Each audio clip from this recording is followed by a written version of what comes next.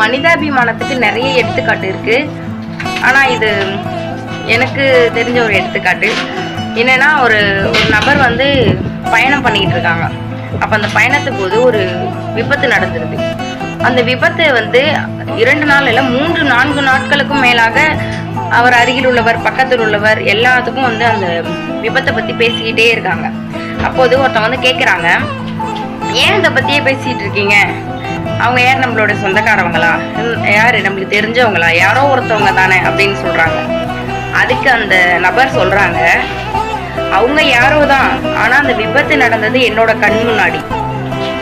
அந்த விபத்தை நான் என்னோட கண் முன்னாடி காணும் போது நான் நினைச்ச விஷயம் என்னன்னா, என்னோட குடும்ப உறுப்பினர்ல ஒருத்தவங்களா இருந்தா எப்படி இருக்கணும் தான் யோசிச்சு பார்த்தேன். அப்போதே அவங்க என்னோட குடும்பத்துல ஒரு நபரா மாறிட்டாங்க அப்படின்னு சொல்லி ரொம்ப சோகமா சொல்லியிருந்தாங்க.